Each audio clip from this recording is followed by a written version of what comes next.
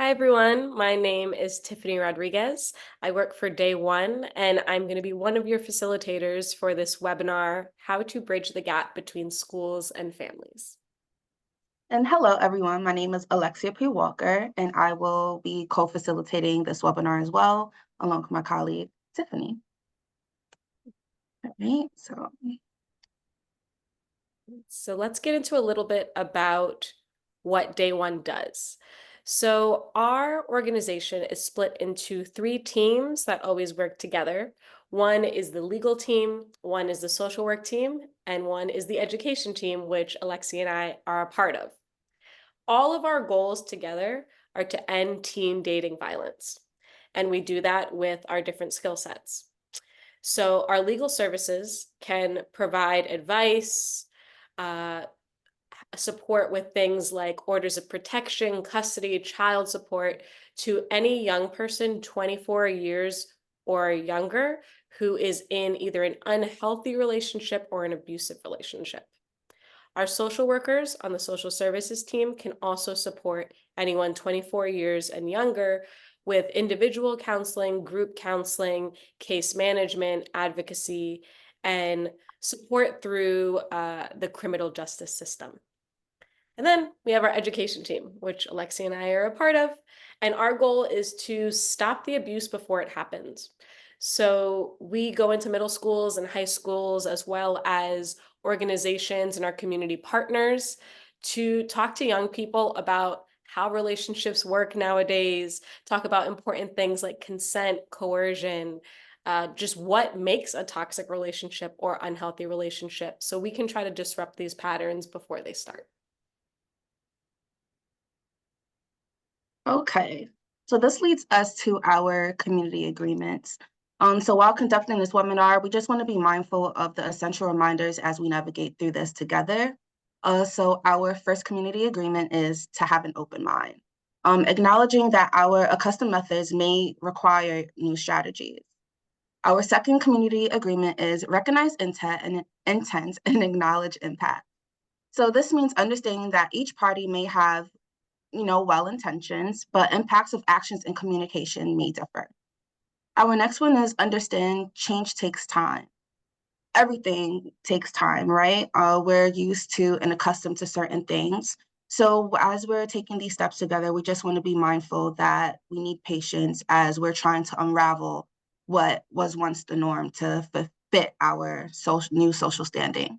And we also want to show gratitude. Through expressing gratitude, we acknowledge all parties involved may have a meaningful role in this child's life. Okay.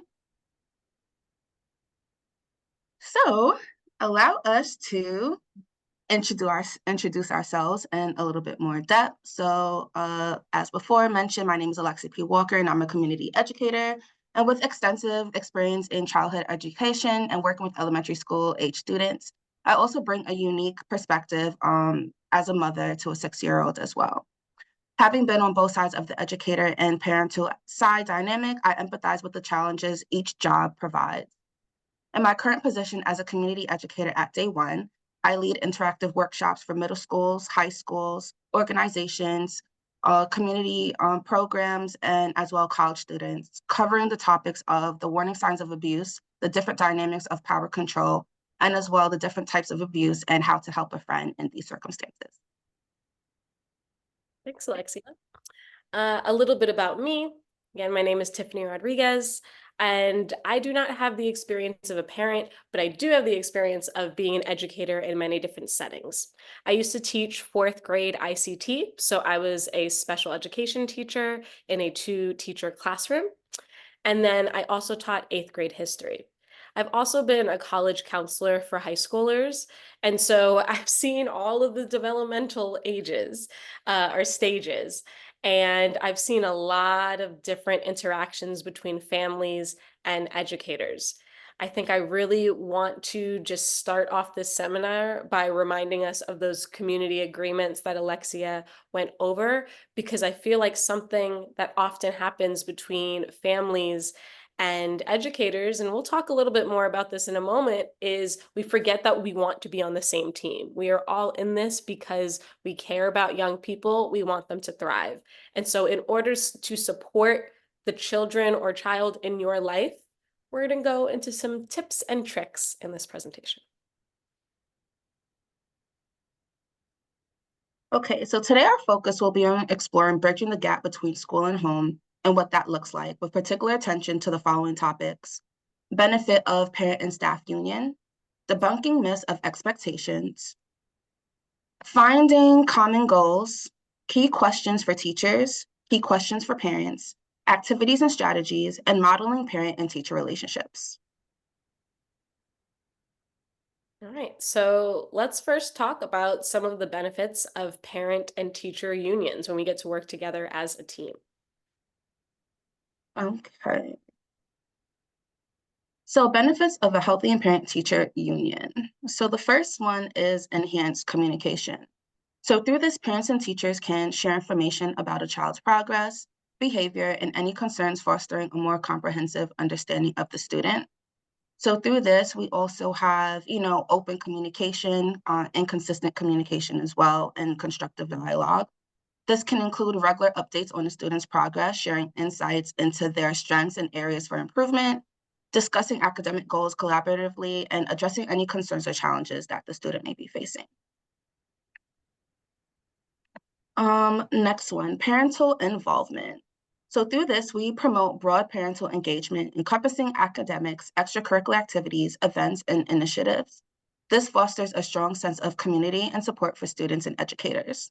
So through parental involvement between parents and educators, we're able to encompass attending parent-teacher conferences, participating in school events and activities, volunteering within these environments, showing up in the classroom, assisting with homework, staying informed about the curriculum, and also engaging, again, which is important, in effective communication with educators. So next we have supported student learning, which is a collaboration that fosters a supportive learning environment. Parents can reinforce classroom lessons at home, while teachers offer guidance and resources for enhanced student learning. This involves a collaborative effort to create an environment that fosters academic growth and overall development. This can include parents providing a conducive study space, assisting with homework, and engaging in educational activities. Open communication allows parents and educators to share insights into a student's strengths, weaknesses, interests, and facilitating a tailored approach to learning. We also have problem identification and resolution. This involves collaboration between parents and educators to assist children in recognizing and addressing academic and social challenges. This proactive approach is crucial for preventing long-term issues. So through this process, this typically includes regular communication to discuss the student's progress, their behaviors, and of course, any concerns. And the parent and educators are able to collaborate to identify any issues, set goals for improvement, and implement strategies to address specific challenges in learning. So this takes us to our next slide. Right. So we just wanted to continue to expand on this point of why does parental involvement create positive school cultures and alike? Why do we want this partnership to happen? What can be the benefits of it? So we wanted to share this quick clip from an education website about a family that really reaped the benefits of a connection.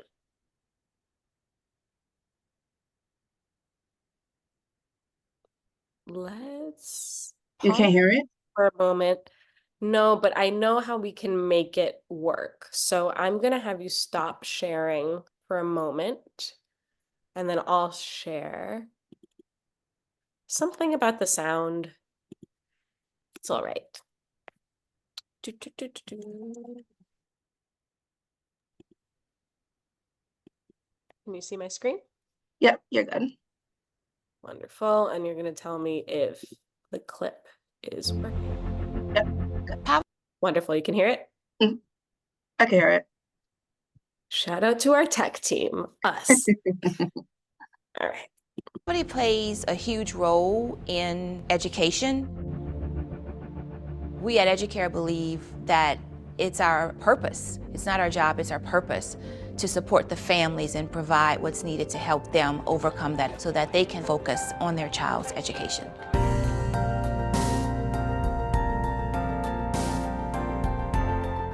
Our two-gen program means the two-generational approach. It's not just the child, it's the family as a whole.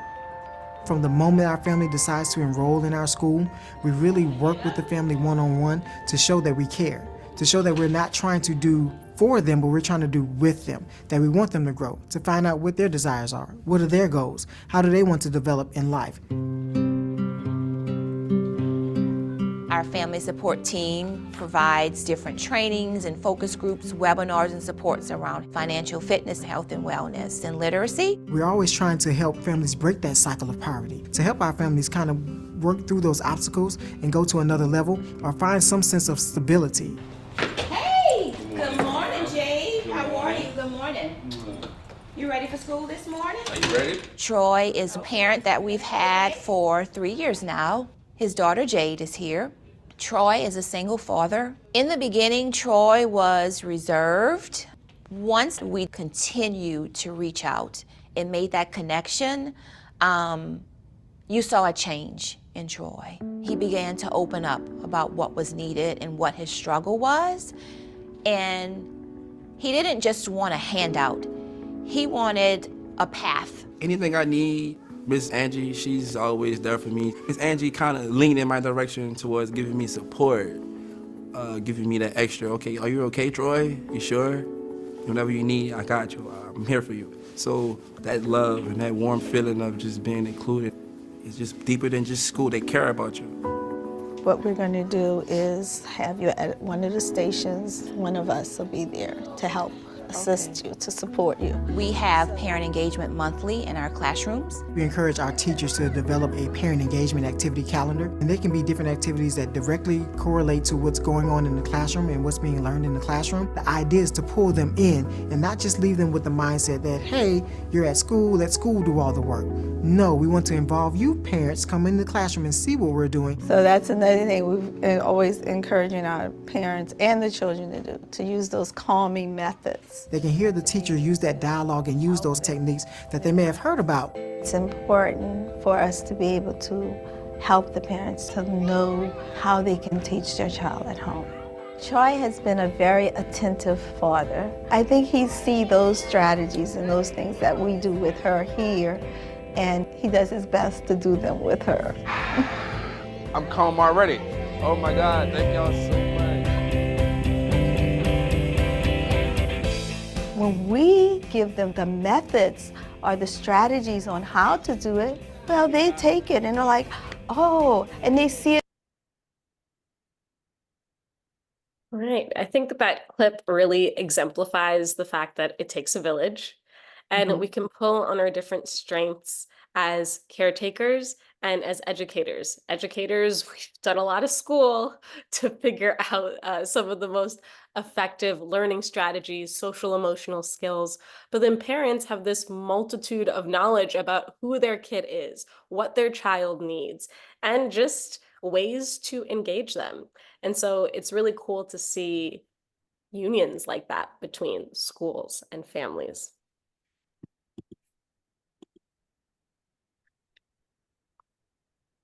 Okay. Oh, sorry. You go ahead. No, me, or you want to go? It's all right. Sure? Yeah. All right, so we have a continuation of benefits of a healthy parent and teacher union. So that was a clip, right? Showing us what it takes for us to really build culture in the school, what it takes to build a really healthy environment, not just for the students, but for the parents as well, right? Like we have to work together as a collective, as one. So here we see positive school culture. A robust collaboration between parents and teachers cultivates a positive school culture. When parents are engaged and valued, it nurtures a supportive atmosphere that benefits both students and the entire school community. Through regular parent-teacher conferences, open communication channels, and active participation in school events, create an engaged and valued parent community. This involvement extends beyond academics to extracurricular activities and community activities as well. Next up, we have social and emotional development.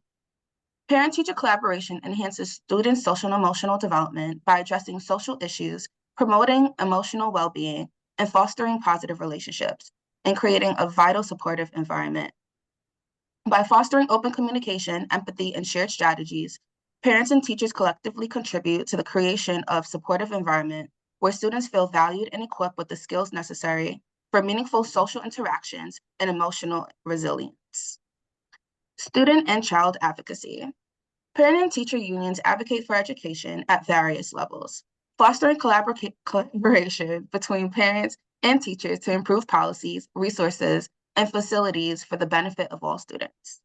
Through student and child advocacy, this involves a united effort to ensure the well-being, development, and success of the student and child involved. This includes addressing educational needs, fostering open communication, and creating individualized plans for the student's success. This partnership ensures a unified effort in advocating for the overall well-being and growth of the student. And last but not least, shared goals, which is a collaboration between parents and teachers that facilitates the establishment of common goals and expectations for students. This alignment improves the overall effectiveness of educational efforts and promotes a unified approach to student success. So together we can collaboratively drive the necessary change to empower students, enabling them to progress effectively and reach their full potential. So we do have another clip for you all to see, which just shows what student advocacy look like. And just before we move on, this conversation has really got me thinking about what I've seen educators do in the past to facilitate that community building, inviting families in for read alouds in the younger grades, inviting them to celebrations like writing celebrations, science fairs, that type of stuff. Field trips are a great opportunity for educators and caretakers to get to know each other. As well as I had a friend who very often invited families into the classroom to speak about any holidays or traditions or customs that their family celebrated that maybe the entire class didn't. And it became this really like rich, culturally diverse opportunity to learn from each other and also respect that caretakers are a part of the educational community as well. So here's another example of why this is so important. Can you hear it? Yeah, we're good. Wonderful.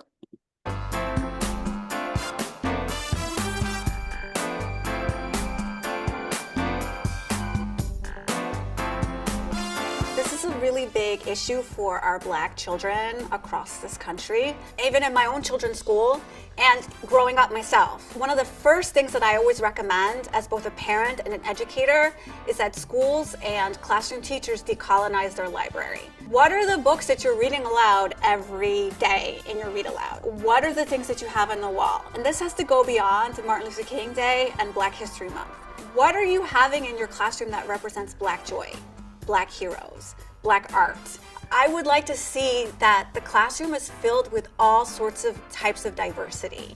And it shouldn't just be tokens. It should be just a protagonist that has a Black boy in it. That's not just Washington Carver. It should just be a book like Jabari Jumps, which is a fantastic book and just happens to have a Black boy who is scared to jump in a pool, but then he overcomes his fear and jumps into the pool in the deep end. Or Ira Crum Makes a Friend, about a dark-skinned boy who is afraid to make a friend at a new school. These are things that should be represented all throughout the year. The kids should see themselves reflected. So you have to have a conversation with the teacher, with the school, and make sure that they're decolonizing their classroom and the school.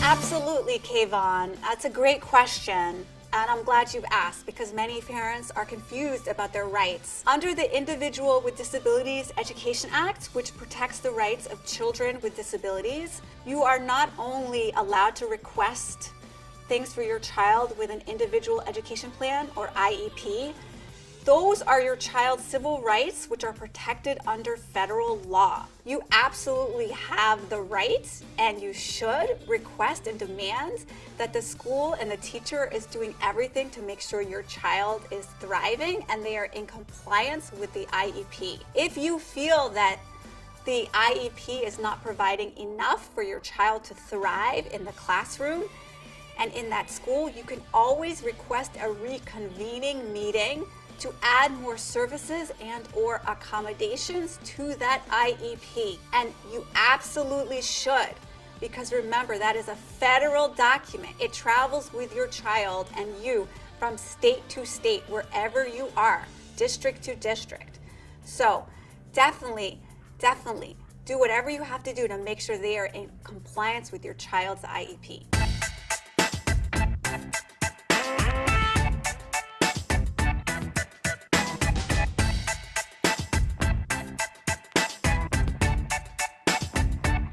Hi, Javon A. I feel your pain. My own kids hate doing homework. From what we know academically, evidence-based research, homework, especially in elementary school and even middle school, really doesn't provide any benefits. My advice to you is to push back on the idea of homework. In fact, some school districts have eliminated homework altogether, believe it or not. One of the things that I've done in one of the educational groups that I run in my school district is we have instituted something where we write the teachers and we say, look, we will spend X amount of time on homework, and if the homework isn't all completed by X amount of time, we're just not gonna do it, and we're gonna spend time on meaningful family activities instead.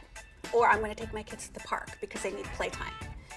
And we just hope you understand. If you have a critical mass of parents who feel the same way, then the teachers will comply and the school will comply. So I highly recommend you push back on this idea that kids should be spending 45 minutes to an hour every night on homework. The evidence just does not support the idea of that.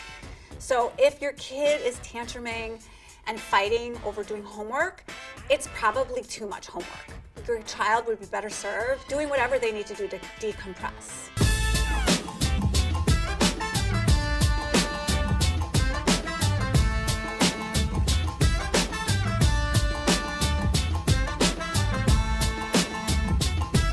I think one of the best ways to foster a great relationship with a student's teacher is to reach out to them and to let them know that you are there in partnership with the teacher, to let them know that you're there to help and if you can. Parents and teachers are both working banana hours. Everybody is kind of at their limits.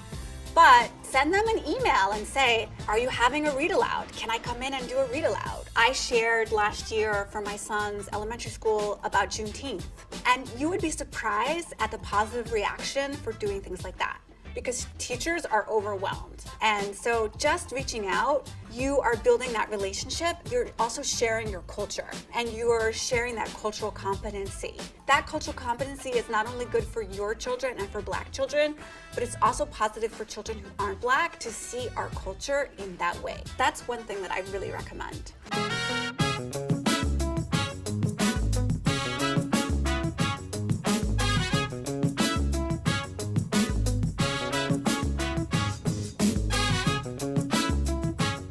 There are a lot of different things to consider when you are discussing changing a child from a class. Number one, if there is any kind of safety issue involved, that is an immediate, you change the child from a class. And sometimes you even have a safety transfer from a school. That is like an immediate.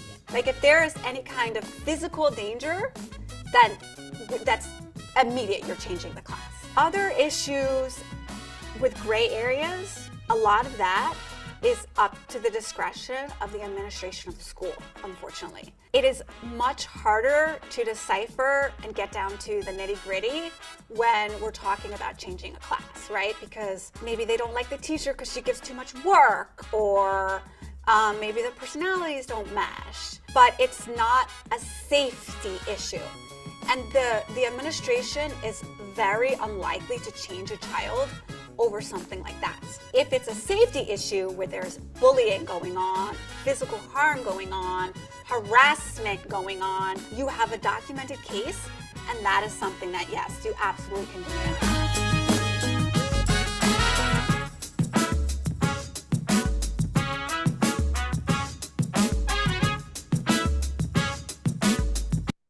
So if you're looking for those resources where they said point down, you can go to this YouTube channel. Some points I'd just like to reiterate or add on to are in terms of a student's IEP, like the narrator was saying, they are a legal document and they are long. There's a lot of legal terms in them and they can be overwhelming.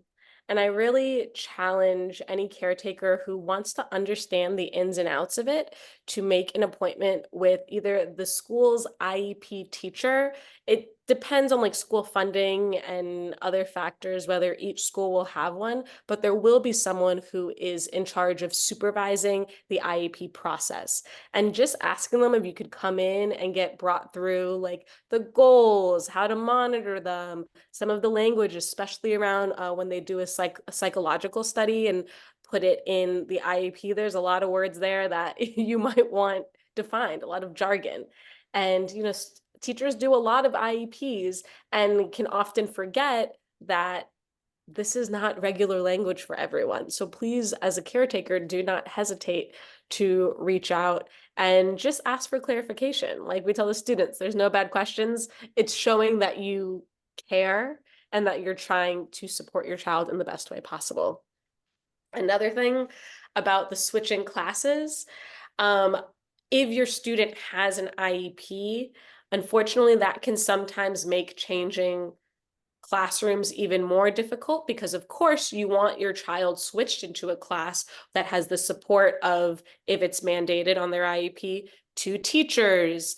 And some schools, depending on their size, depending on their funding, might not have that support in all classes. But that doesn't mean that you shouldn't advocate for them, because at the end of the day, like you are, you know, that you're in their corner, you're one of their biggest supports. So I really do encourage parents to do that. And just to include a few things as well, and regarding like communication, right, and having effective communication with educators as well. It's okay to send those emails, parents. It's okay to set up a meeting, even if it's with the principal, a guidance counselor, whoever is your direct point of contact, especially have a good relationship with the school staff at that child's school. Set it up, because sometimes these kids, things may fall between the cracks. They may forget certain things that teachers or educators may talk to them about in class, or a situation that may happen. And I know as a mom that happened before. A prime example, when my son started pre-K, it's his first time going to school. You know, as a mom, I'm nervous. I'm sweating bullets, and my son at the time had a feeding disorder, and I made sure to make that clear. I sent in doctor's notes. I sent in emails before his first day. This is what my son is experiencing, right? Like, it's a medical condition. He was only drinking Pediasure at the time. And lo and behold, at some time during the school year, the school ran out of Pediasure, because they did make it clear that they have to be the provider of that. I was not able to bring in my supply. It had to be supplied by them. And there was a week where they ran out of Pediasure and nobody told me. No one sent a message, no one sent an email. And if it wasn't for my son's grandmother pointing it out to me, right, she was like, "Hey, Lex, he looks a little different. It looks like he's losing a few pounds." And I'm like, you know what? I see my child every day, so he looks normal to me. But when I weighed him, he did drop a few pounds. And I remember sitting down talking to him. I'm like, "Hey, Pop, did anything happen at school? Like, have you been getting your Pediasure?" And he was like, "No, Mommy, I haven't been getting my Pediasure." And my heart broke. So I sent his teacher a message like, "Hey, you know, the last time we spoke, you told me like everything was good. We just had a conference. I want to touch base again and see what was happening." And their response was, "Well, the school ran out of Pediasure for a few days now."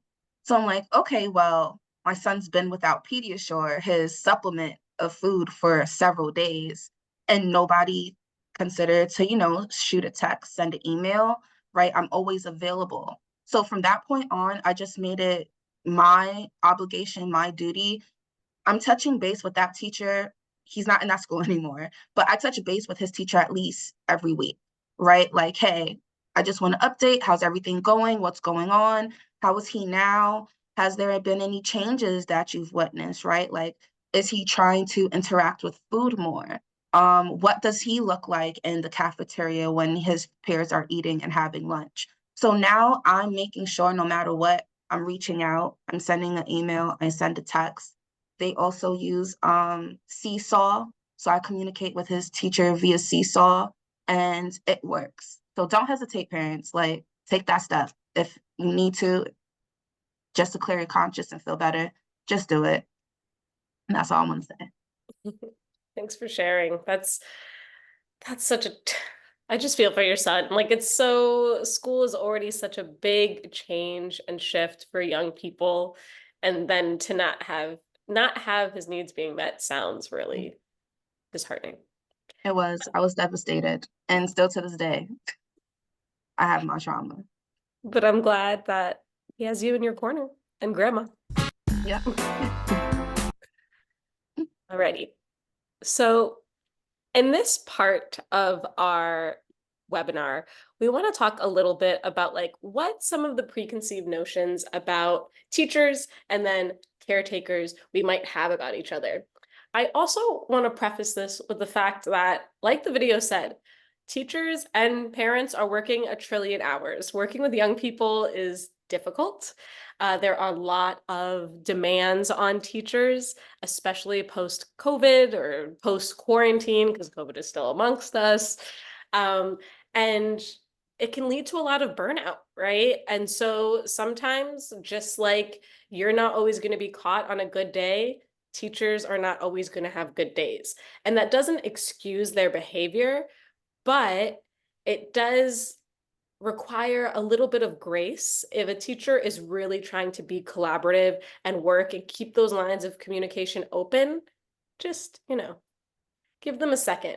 But there are also educators who don't put that amount of care and attention to all of their students. And that's when, like Alexia was saying, you have to advocate. You have to make it known because there's a lot of bodies moving through a school on a day and every one of them matters, right? So you need to make sure your young person is being supported to the best of the school's ability. So, off my soapbox, let's talk about some of the myths. So there's this idea that some families can have, especially about very strict teachers, like they only care about how my kid does academically. They don't care about the social, emotional side. They don't care about friends. They don't care about things like that sort. I really want to challenge that for two reasons. Get some water, get some water. I will after the slide. One is it does make an educator's life a lot easier if there's community in a classroom, if there's like calm, if there's peace, and that means kids have friends, students are not being emotionally triggered, they're not being bullied. You don't want that in a space. So it's in the teacher's interest to make sure that everyone feels like they belong in that school community. And also, just with the world we live in now, I feel like all education programs, PDs, till we're blue in the face, have talked about the significance of a child's mental health and mental well-being and social emotional care. And so even if a teacher is maybe a little, that isn't their main concern, they are aware that the research suggests that it is vital. So they are thinking about it in some capacity. So keep that in mind. There is this myth, I think often we see this in films, about educators that teachers sit behind their desk all day. And this is a second part of the conversation, that they're easily accessible. So, I mean, I can only speak for myself and the educators I've worked with in a classroom, but I didn't even have a desk for 5 of the 6 years I was teaching because our classrooms were very progressive and they were about stations, they're about moving around. I was always at a student's side. I never sat ever in a classroom.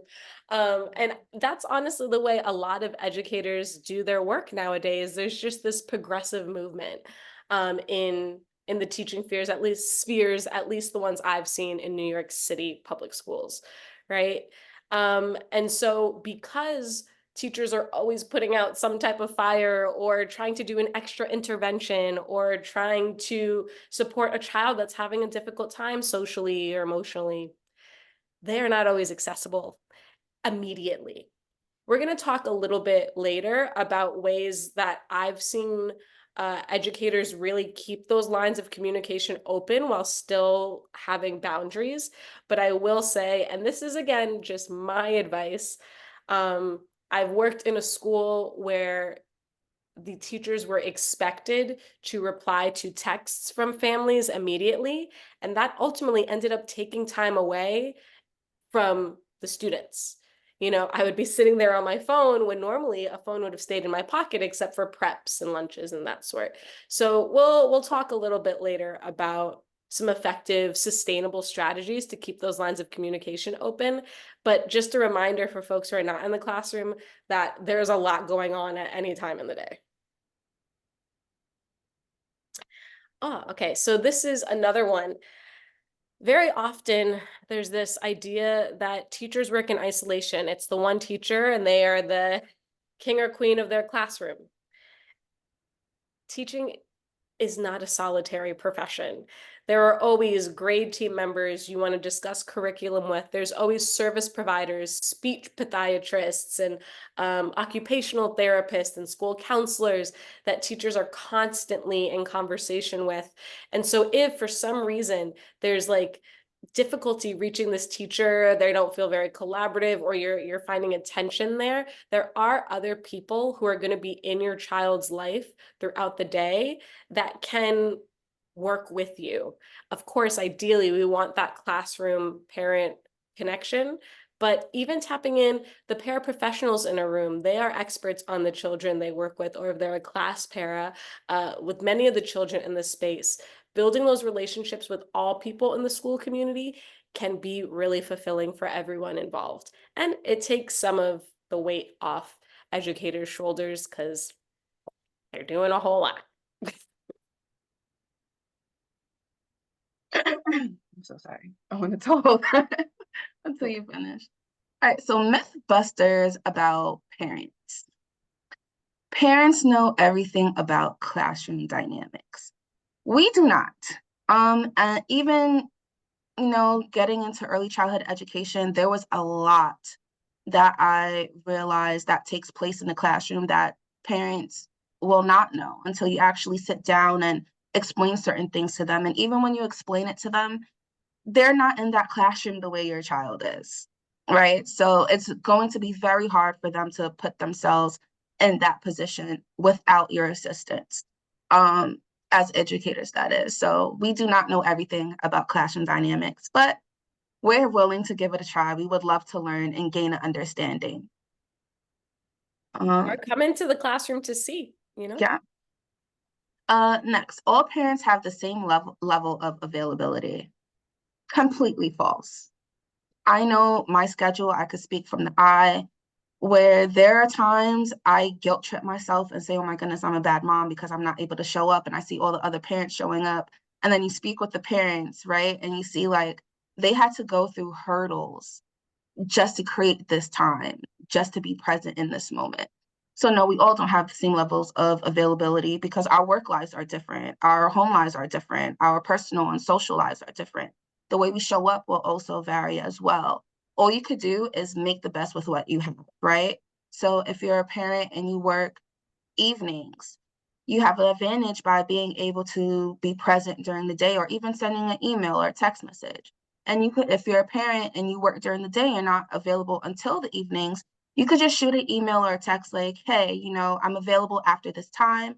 Can this work for you? So we could touch base on what my child is experiencing throughout the day, and if there's anything that I need to know and how I could show up and be present.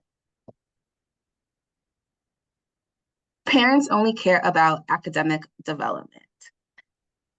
I love to know that my child is doing well in class academically, but their social and emotional levels, right, also play a significant role because it allows us to understand how our children are really developing. How are they managing their emotions, right? How are they building long-lasting friendships and relationships with those are around them? How are they processing? Are they internalizing a lot of things, right? Because we want them to be able to have a voice to speak out on things that are bothering them. And even if there was a concern in the classroom, at home, we want them to be able to express that to whoever they feel comfortable and safe doing so with. So no, we don't only care about academics. We care about them and everything that takes place as a whole.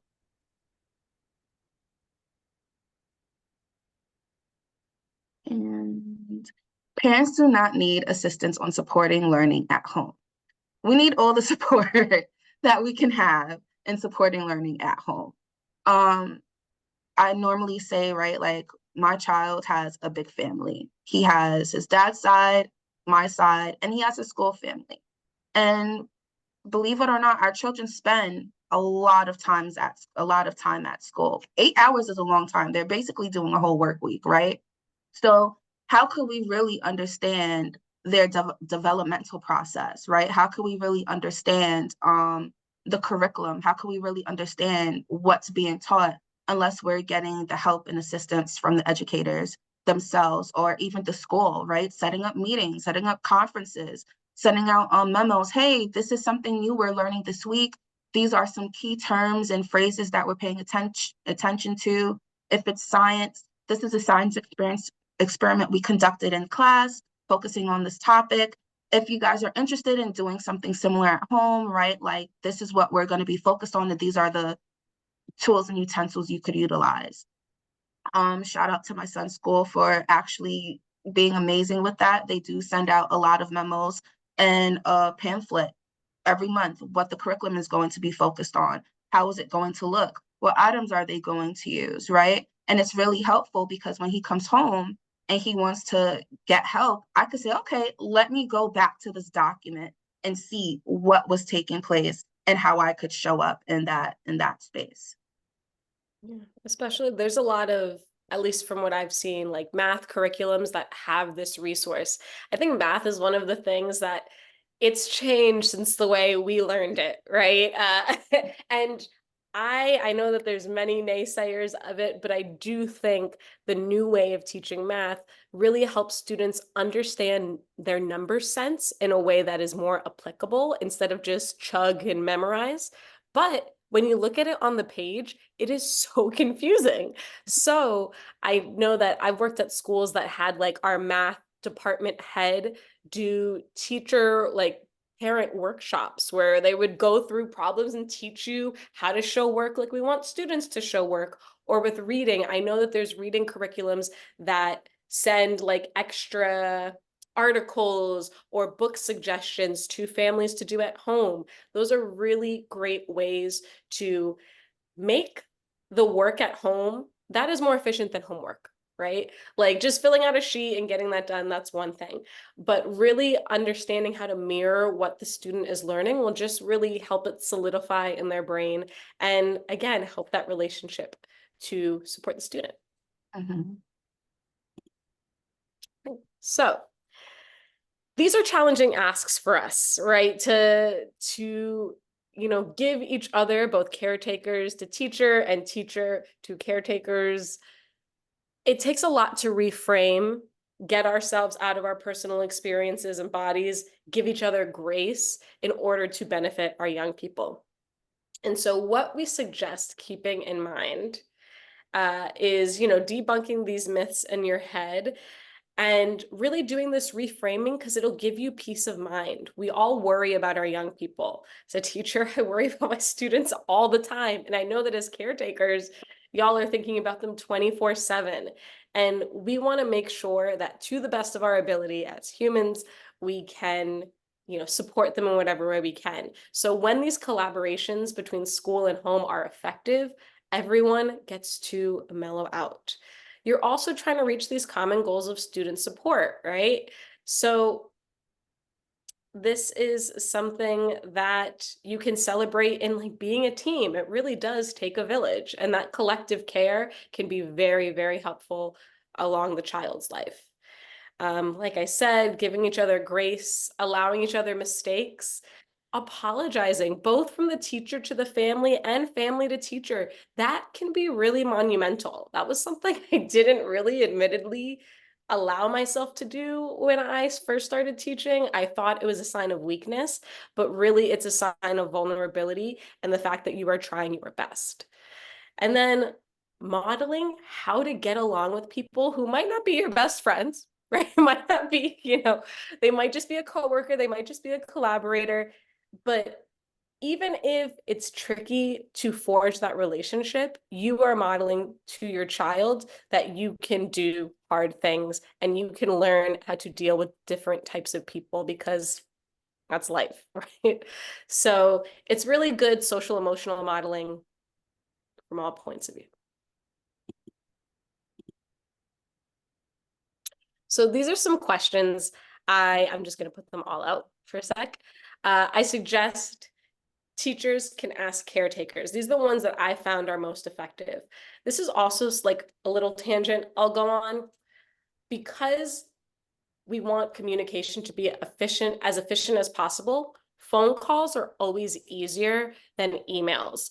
Email require, the grammar check, you're sitting there, you're trying to think about how it sounds. If you have a quick question for a teacher, just ask if you can schedule time for a call. And it's also this, at least in my experience, more of like a human way to connect, because as we know, texts and emails can be misinterpreted, and conversation is more dynamic. So you can ask your caretakers, like, how does so-and-so talk about school? What comes up? What have you heard about their school experience? Knowing which adults interact with their young person throughout the day is essential. Is grandma at home? Are titis at home? Are there other people that can that mentor, support, and help the child? Then maybe they should be coming to the family conferences as well. They are a part of that team, and that can be something really fruitful, especially if families are busy and, there might be someone different picking them up. Like, to know all those people is really beneficial in my experience. What do you wish for so-and-so's previous teachers knew? Sometimes students just have a bad teacher. I'm not going to lie and pretend that every teacher is outstanding and caring and doesn't come with their own issues. And I think knowing what a student has experienced before they enter your classroom is really helpful to know how to approach and hopefully how to connect. Teachers can ask, is there anything happening at home that you think might impact so-and-so's time in school? It could be anything really serious and heavy, like a death in the family, a divorce, something like that. But it can also be, there's a new child and, my student isn't really, or my child isn't getting as much attention as they might have. Or maybe we're moving, maybe there's construction happening in the house and it's really loud and they haven't been sleeping as well. These little things that happen just in the home do end up showing themselves in the classroom. So having that line of communication open is really helpful for everyone involved. What is, at the beginning of the year, asking what is your hope for the student's school year? Some parents and families might just say academic. Some will be solely focused on social, emotional, or mental health. But knowing what the family is prioritizing can really help you communicate efficiently and be on the same page. And then, what is the best time to reach you? I had a little Google Doc that had that information for all of my families there.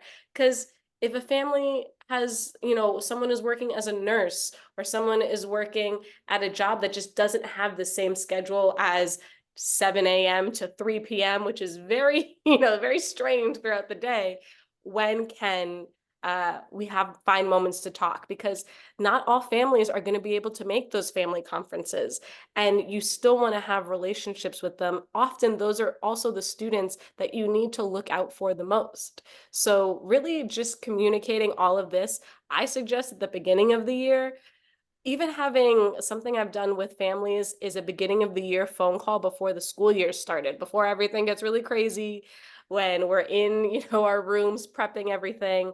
I'll just give them a 15 to 20-minute call introducing ourselves and talking about these things so we all can start on the right foot. I'm gonna put all the questions out too, so you could Yeah, just. no problem.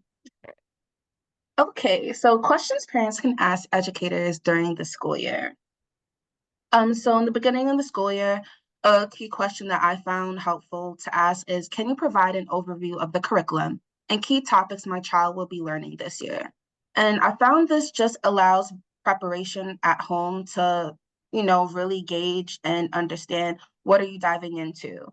Is there set time like I should be able to set aside in case I feel like, something may be a little bit too heavy for him to take care of on his own? And just the way that I could show up and what my capacity is. Next question. Can you explain the approach to assignments and projects throughout the year?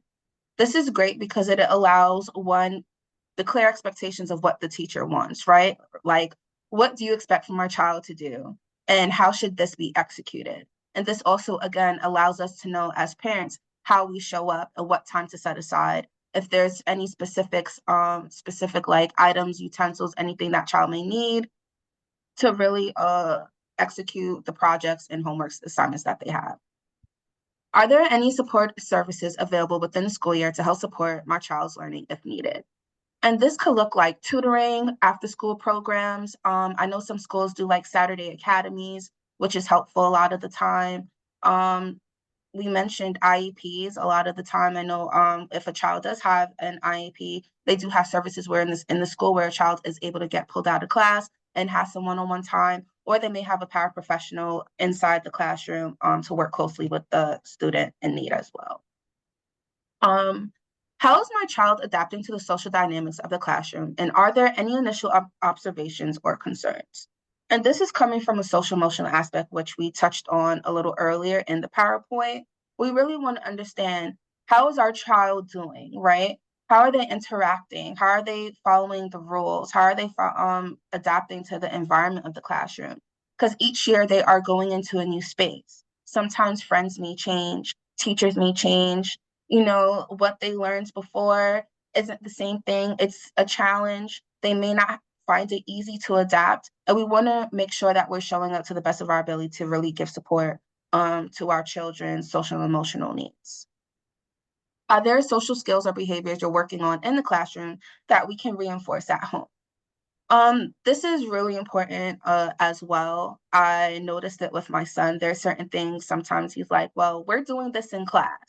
And we want to make sure that we're giving respect to the teacher even outside of the school, right? We want to make sure whatever you're curating in that classroom, that we're also trying to hold our child to the same standard out of the classroom. So they know that we're working closely together. So they know that once they leave the school doesn't mean that all rules are tossed out the window and everything is forgotten about. Right? There's expectations, and we're not saying to put pressure on your children, but it's really important that we're acknowledging what the educators are trying to implement and trying our best to follow suit. And last but not least, what is the preferred method of communication between parents and teachers, and how can I stay informed about school updates and activities?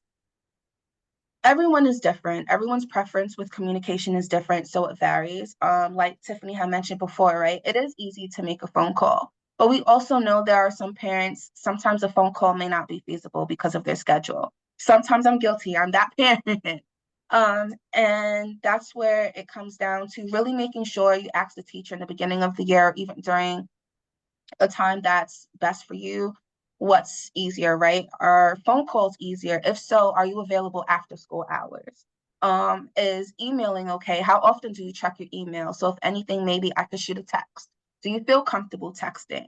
I know sometimes like texting could be a little on the touchy side because some people actually may have apps on their phone that they utilize and some people don't.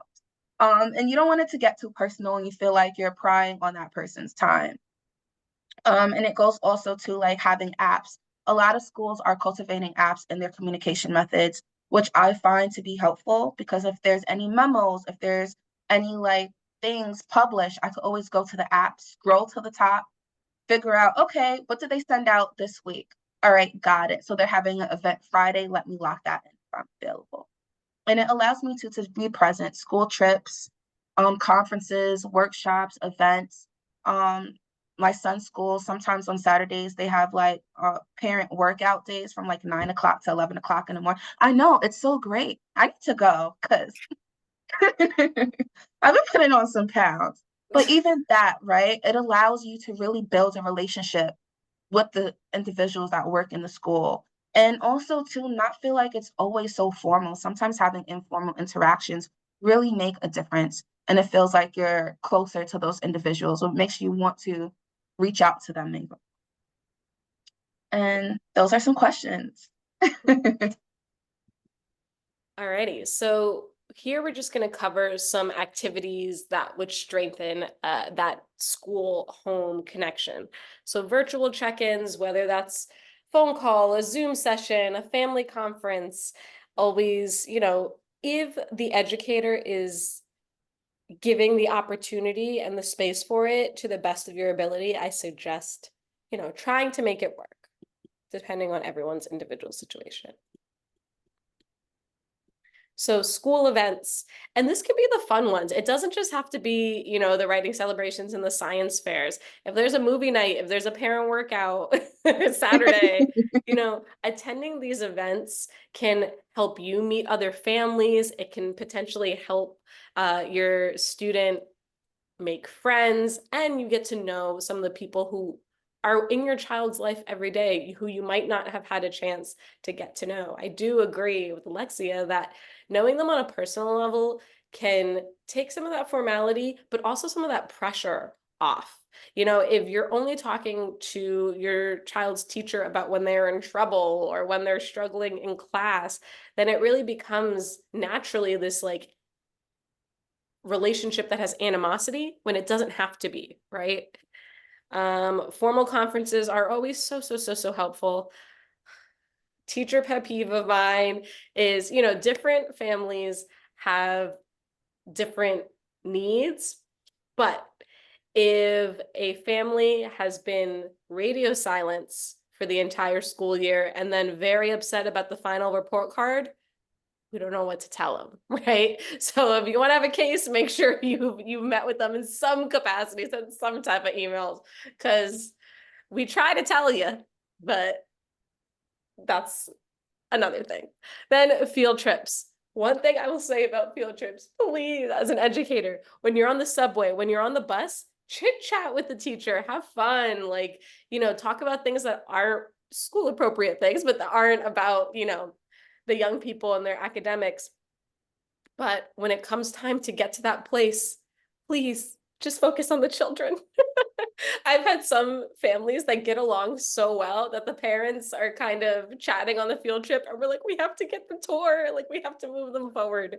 But it's a good sign if you're having such a good time with fellow adults that you're chatting it up. But Okay, so strategies to strengthen caretaker and teacher relationships. So 1, open and clear communication. Consistent communication through newsletters, emails, or apps to keep parents or educators updated on classroom activities and student progress. Open and clear communication allows for many things to take place, but most of all, it allows for you guys to both be on the same page, right? Like, once the communication is effective and once you guys, like we were talking before, like different methods that you could utilize to communicate with one another, once that's locked in, you'll be so surprised like at how something so simple could make things so much better. I brag about my son's teacher all the time because when I talk about she is on it could be 8 o'clock at night, and I know for a fact if anything comes across her way that she feels we should know, she is sending out a blast. And it makes a difference because I'm prepared now, right? Like, I'd rather be prepared 8 o'clock at night than 8 o'clock in the morning, and I'm sitting down looking perplexed, like, what's going on? Parent-teacher conferences. To discuss individual student progress, strengths, and areas for improvement, able to set collaborative goals and address any concerns. This is really important as well because we really want to make sure we know where our children are academically, right? We spoke about social and emotionally, which is important, but academically as well, so we know what can they improve and just to help curate like different methods of learning. You have so many different types of learners. You have visual learners, you have hands-on learners, kinesthetic learning, which is really both of them combined. And I know for me, I'm a visual learner. You talk to me too much, I probably space out and I lose interest. So parent-teacher conference really allows, a platform for everyone to formulate a plan. How can we best assist this child? Utilizing technology. Utilize digital tools like email, messaging apps, or school portals to provide regular updates on assignments, announcements, and student progress. Um, it sounds repetitive, but this is really important, right? Like really having a way of communication, and not just about the academic side and not just about the social emotional side, but things that we could do to know what's happening in the school environment. I remember, I want to say about a year ago, 2 years ago, there was a situation on Facebook where someone was making bomb threats about my son's school. And when I tell you they blasted that everywhere, my phone was pinging off the charts. And as soon as I looked down, I saw the notification and I hopped in my car and I went and got my baby. And stuff like that is important, right? Because they didn't know how to reach everyone and they used every single way possible. And it stems from technology. Workshops. Workshops are great for communication techniques, creating a positive and supportive home environment. It can also promote cultural awareness and diversity, promoting a supportive school environment. Workshops like day one, we're very big for conducting workshops on relationship abuse, how to have healthy relationships, right? And this is kind of similar to what we do in our job area. And we really try our best to go above and beyond to cultivate workshops that are efficient culturally, right? That are effective and that are something that could really have long lasting impact on anyone that we interact with, right? So workshops could be used, parental workshops could be used, like Tiffany mentioned before, on addressing new techniques, right? On how to help your children with homework. Math has been changing drastically. I'm not great at it. I need a workshop to figure out what's happening with this math nowadays. And it really allows us to also feel comfortable when we're helping our children with their homework, right? So you're not getting frustrated, you're not getting annoyed, you know what to do, you know what it looks like, and you have the tools and resources to do so. Conflict resolution. Develop a structured process for addressing conflicts and concerns. And it goes back to utilizing the technology in parent-teacher conferences, right? Addressing these problems, anything that comes across, even if sometimes we may not want to address certain things because we feel like it's very minuscule, but even if it's small to you, it's still important. If it's impacting you and your child and your household, it's important. If someone is being affected by it, it's important. So don't hesitate to, reach out and set up something just so it could be addressed. The quicker you're able to address it, the less animosity and resentment builds up. And it's really important to have healthy relationships with the individuals that are around your child all day. And parent surveys. Administer anonymous family surveys at the beginning and end of each academic term to signal the importance of their opinions. And it could look like, again, what kind of communication would you like? When would you guys feel most comfortable to have parent-teacher conferences? What as a school can we do to make our learning environment better? How could we, enhance our diversity, right? Our cultural learning and stuff. And that could be conducted through parent surveys to give everyone an opportunity to say what works and say what doesn't work. And we do read these at PDs. Yes. They always have you read them at the beginning and end of the year. We go through that data like wildfire. So we do want to know. All right. So we are going to watch a short clip about ways to model these relationships.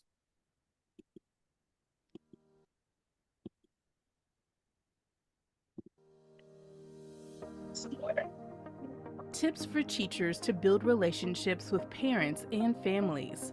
Learning is a process that takes place both inside and outside of the classroom, so students benefit in a big way when parents and teachers work together.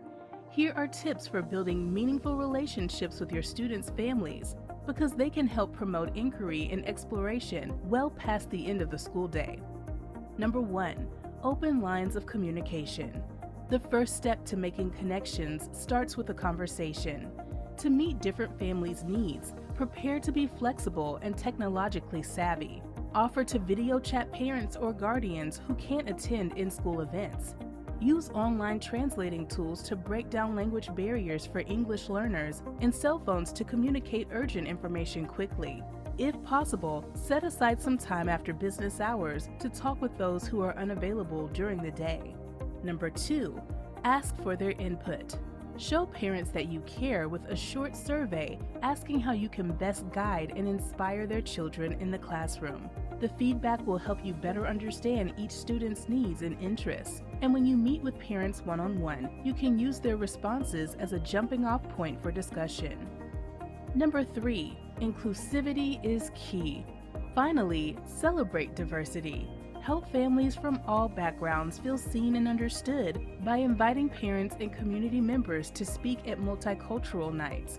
Consider different ways to emphasize the importance of non-traditional family structures, whether by reading stories that showcase different arrangements or by inviting students to talk about their own family dynamics. Learn about your students' backgrounds and values and use these as a launching point for building rapport with their parents. The better you know each student as a unique individual, the better equipped you will be to build strong relationships and provide equitable learning opportunities. Yeah, I really loved that last suggestion. I know at one of the schools I worked at, when the students were in pre-K and kindergarten, sometimes, this was also before the pandemic, but they would ask for like house tours, and the little kindergartners and pre-Kers would go to each other's, either outside the house if the apartment wasn't big enough to take an entire class, or inside people's apartments to see how different people live and talk. And I thought that was really special. But even regardless, okay, let's say we can't make that field trip happen. I think inviting families in to just talk about what life is like, share food, share stories.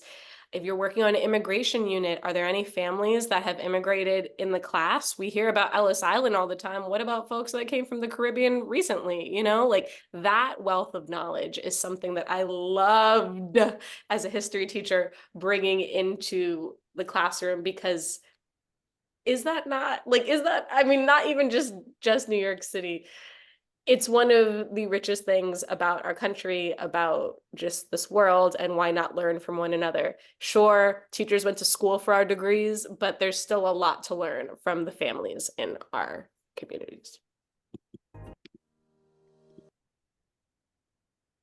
So modeling clear communication at home. You can show that you are actively listening to your older child in many ways, including make time every day to listen exclusively to your child without distractions. I will say, I wish my child told me about their day. It's like pulling teeth sometimes, but just in case your child doesn't, I like to ask them like, hey, like, did anything exciting happen today? Did anything new happen today? Did you have a bad day? Like, how were your emotions today? Did you have any big emotions, right? And there's times he's like, you know what, Mom, we could talk about this later.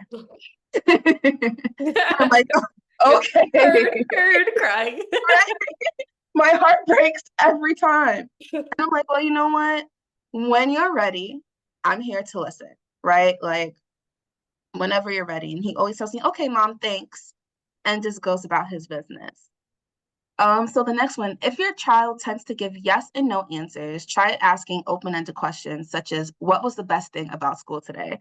Which I spoke about a little bit not too long ago, the prior bullet. Allow your child to have differences of opinion and respect their point of view. This is extremely important. At this stage, our children are really trying to figure out who they are and establish their own identity, right? And in doing so, it's having different opinions. and trying to formulate what they think is right and what they believe is wrong, to understand, what's happening in their world and what's so different about school and home and things that they even may see on the street. And I ask him questions like, okay, well, this seems like it's very meaningful to you, right? Like this is something that you connect with. Like, why? Like, mommy wants to know, right? Like, help me learn, help me know more. And it's okay to be vulnerable as a parent.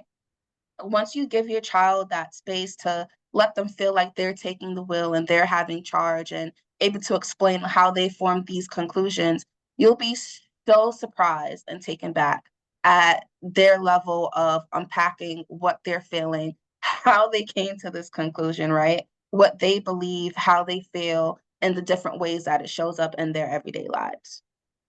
Then last but not least, try not to interrupt, lecture, or criticize. It's very important to give them the space to exercise their thoughts, figure out, what's taking place. They don't need our interruptions. Once we start to lecture, criticize, or interrupt, it really puts a strain on the relationship. They're not going to want to share too much. They're going to pull back. They're always going to have in the back of their mind that their voice may not matter, because if it did, they will have the space to articulate themselves, to express themselves. And we really don't want to take that away. Percent, especially as they get older. The middle school years, I can only imagine what it's like to be a parent of a middle schooler. But as I'm not someone who ready. spent a lot of time with these 8th graders, I think we have to get off of our soapboxes and not come in with the lesson, not come in the wisdom, even though we want to share it, and we just got to listen. Yeah, that's the hard part. So in this slide, we talked about, okay, so let's say your young person comes to you and they have big feelings about their teacher in a negative way.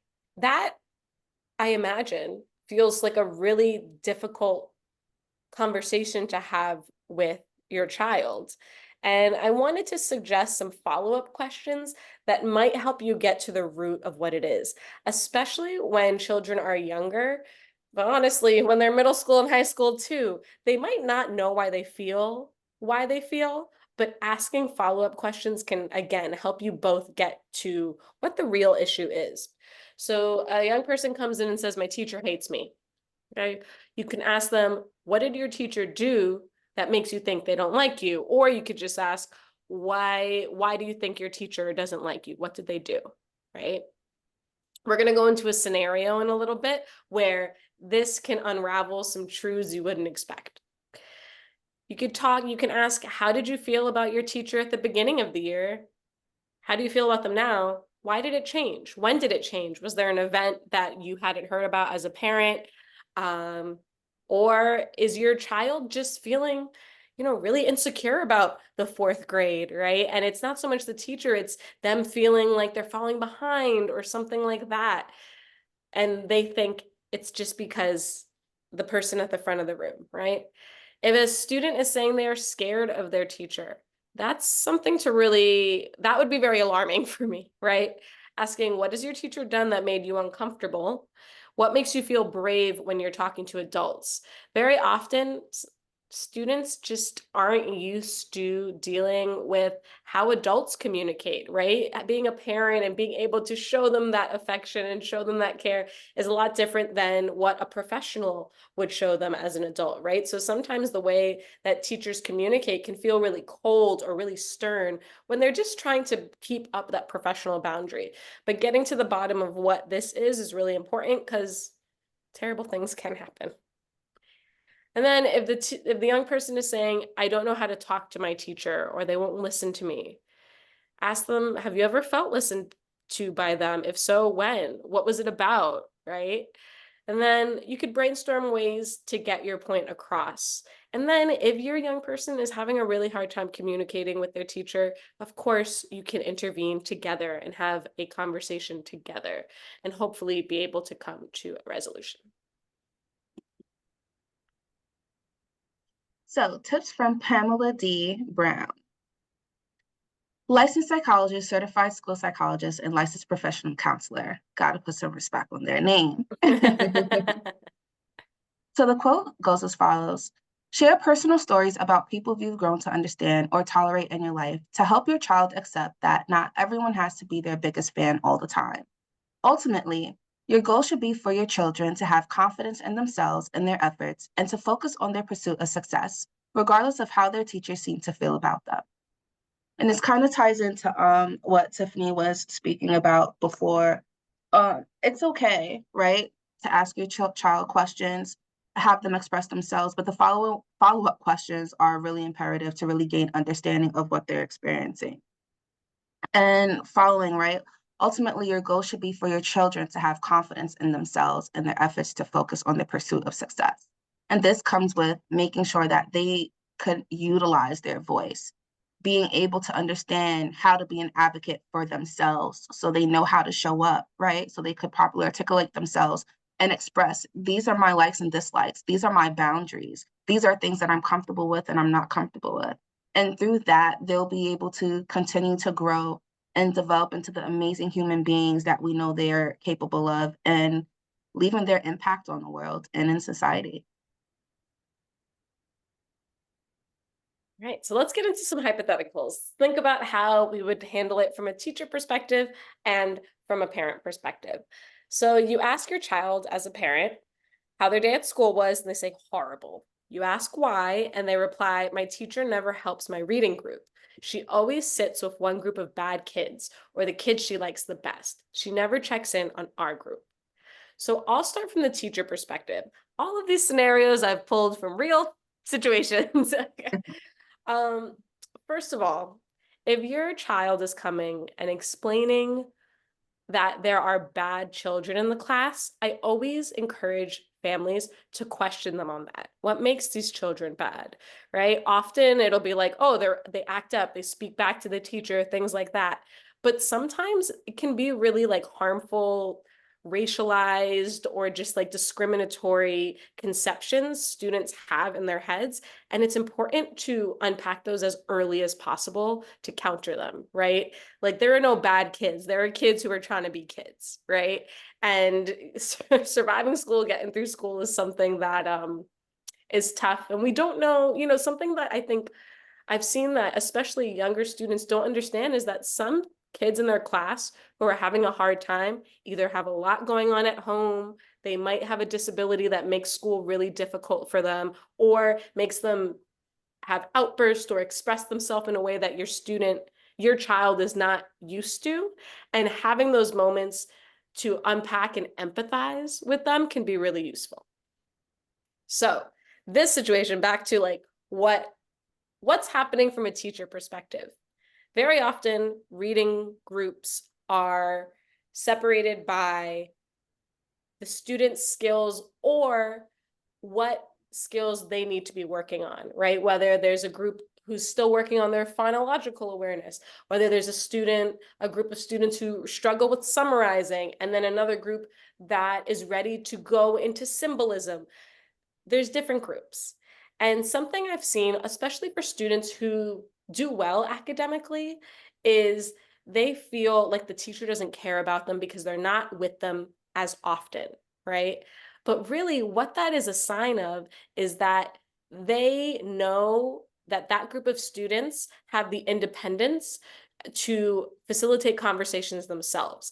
Believe me, the teacher is behind the scenes making sure all of their reading group folders are filled, making sure they have the right prompts, making sure they've, done the assignments, but the teacher might not be sitting with a student who's reading on a level Z and analyzing symbols in the third grade when there's someone in the class who doesn't know how to read, period, right?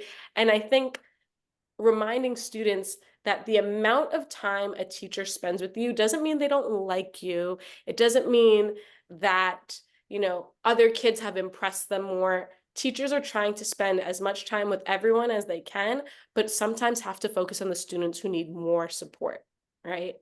And if there's a point where your student is feeling like their needs are not being met, I also suggest telling the teacher that, because we are but human, and sometimes we do overlook students who might be having a trickier time, but reminding them that there's probably about 28 other kids in the class that the teacher is trying to meet the needs of as well. Okay. The situation is a little funny because I experienced something recently with my son like this. Oh, really? Yeah. Tea. And it's trying to get them to understand, right, like the key language that they use. So like seeing the word never, I'll say like, okay, never is a pretty long time. Like, has your teacher helped you before, right? Like, or was it only today? And based off that response allows me to follow up. Normally he's like, yeah, well, my teacher helped me, right? And then it's unpacking the classroom dynamic. So how was class today? Did you have a lot of friends that had like big emotions today? Was it a little noisy today? Really trying to understand the classroom dynamic as this reading is taking place, right? And a lot of the time, when the teacher has to take a step away, right, is because it's been like a really high emotion day, probably coming after lunch and the energy is high. The kids finish recess. They got that sugar energy going on. Sometimes it's just an off day. So it's trying to get my son to understand, okay, well, never's a long time. And sometimes, teachers may need a moment. They need a moment to help another friend. They need a moment, right, to give you the opportunity to read this interesting book or this interesting paper she handed out. And afterwards, right, did she help? Did she talk to the class after the reading was done, or was her focus still on this group? So it also allows me to understand the kind of conversation I need to have with the teacher as well. Because if it's for one day, like, okay, Pop, I completely understand why you're upset because you wanted her to give you some time, right? You wanted her to give you a moment so you can ask questions and you wanted to express any concerns. Would you like for mommy to talk to her? Right? A lot of times is yes. Okay, great. So mommy will go ahead and talk to the teacher. I'll send a text like, hey, not to put his name out, I'll call him Tommy today. Like, Tommy came home and he said, there was a lot of emotions in class. Like, I know sometimes it could be overwhelming because she is very transparent with the things that takes place in the classroom. And I could say, I know for him, sometimes he may want to feel like he's doing something of importance, like he wants to feel included. Maybe you could tell him he has a special job, right? Like, hey, your special job is helping your friends at the table read this interesting story or read this cool topic and give them, something to follow up with afterwards. Like, hey, group, after you finish doing this, then you could go on to that. So that way they don't feel ignored. He doesn't feel like he's being dismissed. And he could also understand that there are other things taking place in the room that recalls for their teacher's attention. 100%. And just remembering that developmentally, children, I'm forgetting the word right now, but when they think, and not in any belittling way, they think the world revolves around them. They like are, self-centered, and that is developmentally appropriate. But we have to remind our children that like not everyone can stop to validate us, and we can have ways to validate ourselves and build that independence. So, scenario 2. You're a teacher and a child tells you, my dad hates that you never reply to his texts, and you have a Blooms and email only policy. So from a teacher perspective, we've talked endlessly about the benefits of open communication and how it depends on the teacher, it depends on the family. But I think it's also really important for teachers to remember, because I did not do this the first couple of years I was teaching, that we are people, and like any other job, we can have boundaries with that job, right? Mhm. So let's say I have a family that can't talk during the day, and so it would be helpful for me to be available to speak between the times of 8 p.m. and 10 p.m. Okay, I'll do that one night a week and make it really clear that this is the night I'll be able to, schedule a call or email or text or whatever. But if I'm doing that late night one day, I'm making I actually did this in my classroom, a hard and fast rules of I'm not going to respond to any type of correspondence after 6:30 p.m. I get to work at about 6 a.m. or 6:30 a.m. So I will try my best. I would show families my schedule of like when my preps are and also with the fact that Teachers are often asked to go to meetings during their preps or work through their lunches. So some of those blocks are not always for parent communication, right? But finding ways for figuring out who's in your class that year and trying to connect to their families to the best of your ability, while also making realistic expectations for yourself and communicating them as a teacher, can really lead to less hurt feelings and just that openness that Alexia was talking about. This is pretty strong because I feel like as a parent, we got to hold ourselves accountable and be extremely cautious of the things that we say in front of our kids, right? They do Because repeat it in class, let me tell you. because I could imagine a student, because I've heard it, I've witnessed it. My dad hates that you never replied to his text. Wow, one, hate is a very strong word.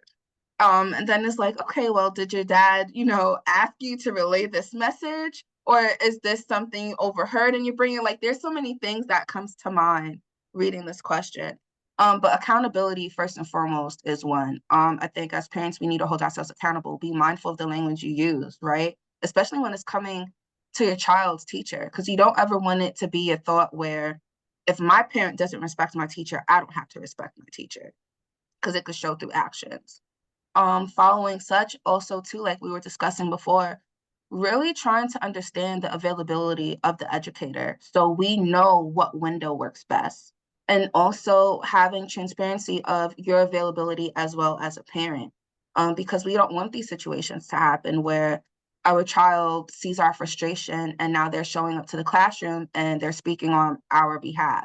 For granted, they could be right, but we also don't want them to take things out of context, you know what I mean? Like, and this is a situation that sadly it could carry over, because once the kid hears it, it's gonna stay with them. Like, I heard my dad say this, now they're gonna tell their friends, like, hey, I heard my dad say that they hate the fact that so and so doesn't respond to their texts. And it's like, whoa, now you're telling the other kids, it's going to be a domino effect. Now you have to explain yourself to a classroom full of students because they're interpreting a situation the wrong way. And it just goes back to communication. It's effective, clear communication, concise, and it will prevent situations like this from happening. Absolutely. I love that you Accountability, mentioned y'all. that. It really does, like, it really does impact the school day and culture if there's tension between a family and a student, because like any of us, we have some tea, we're going to share it. So the young people share all of the business. And I think another way of modeling healthy relationships is trying your hardest to hold your tongue.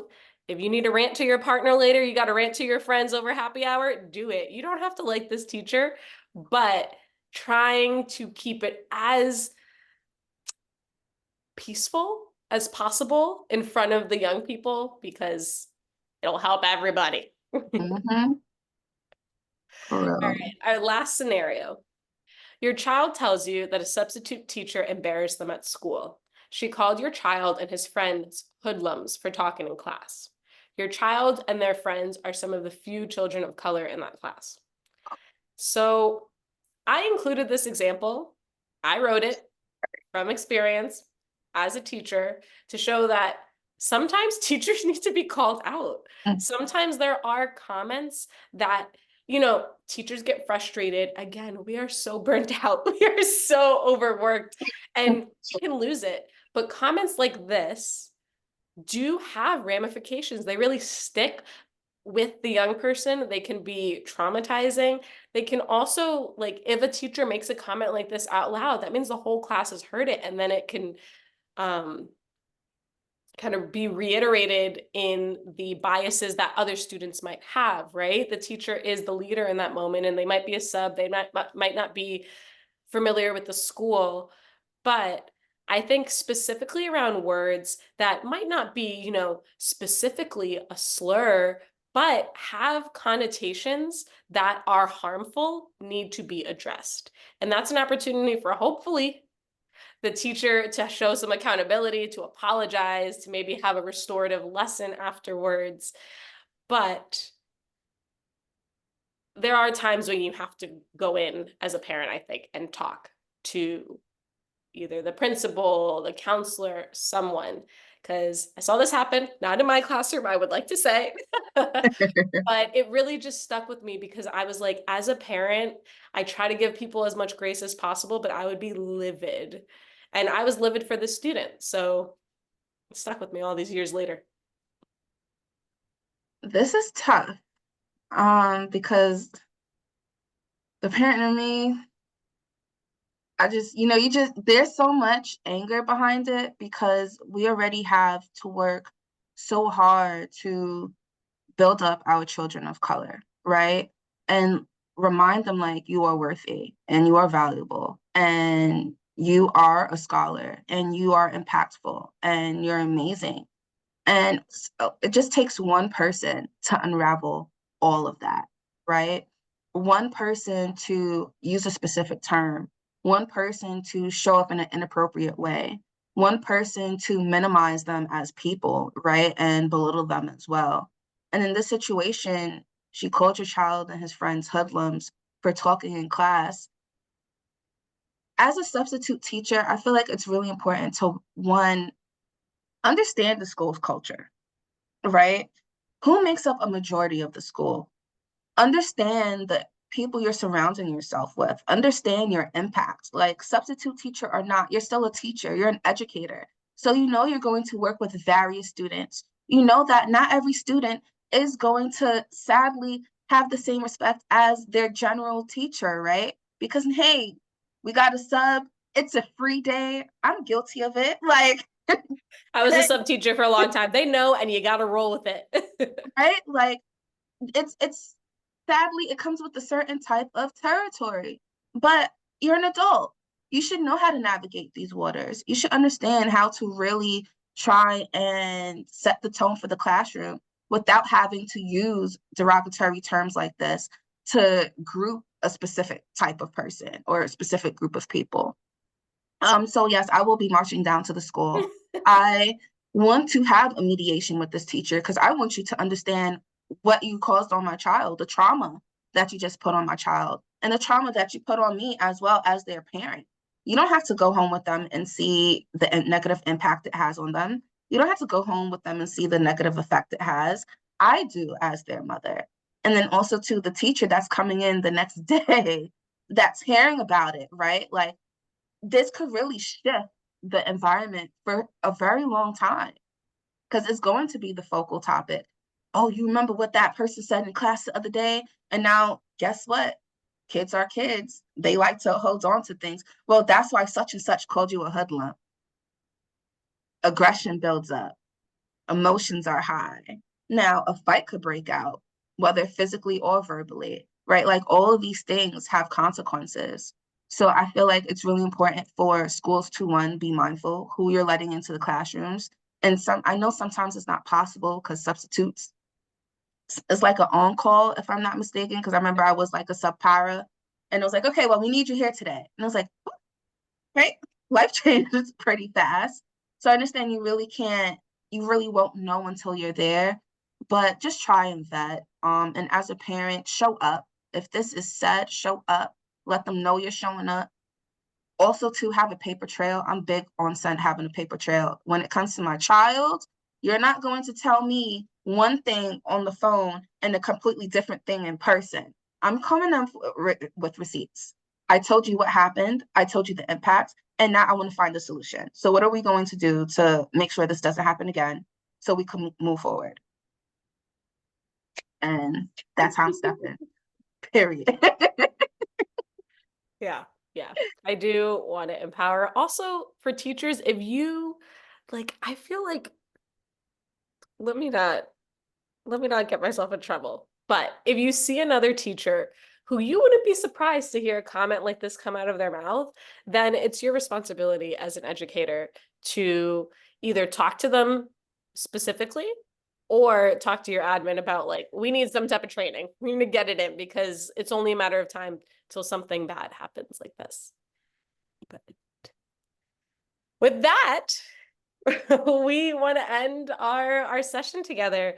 I think for me, what is really like resonating at the end of this webinar is the ad the fact that like we are all child advocates, right? We want our children to thrive. We want our communities to care for our children, and we want them to grow and succeed and just have their best lives. And so when we can get past the pettiness, when we can get past the the awkwardness of being open and vulnerable and communicating, we can really create villages for our young people, and that's what we want. I was gonna say something along something similar, like it takes a community, right? Like it's not about what we want, it's about the needs of our children, the needs of the students, and how could we show up to the best of our ability for them, right? Putting aside pride, putting aside ego, understanding that either party could be wrong. We're seeing different versions of our kids, right? I learn new things about my son all the time, and it's just like, sheesh, I didn't even know that. But it's also understanding too, like, I'm happy as his teacher, you want to share that with me. So I know how to show up for him. And the same vice versa.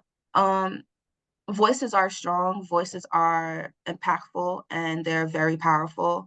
And the same way as adults that we utilize our voice, I think is very important. We try to install that into our children because Whitney Houston said, the children are the future, right? And we want to make sure they have all the resources and tools that we didn't have at their age and just want to install that into them. So it takes a village. Like Tiffany said, we're a community, we're a family. Let's do it. Thank you so much. Please follow up with day one with for any resources, also workshops in the New York City area. And we hope you have a lovely, lovely evening. Toodles. Mm.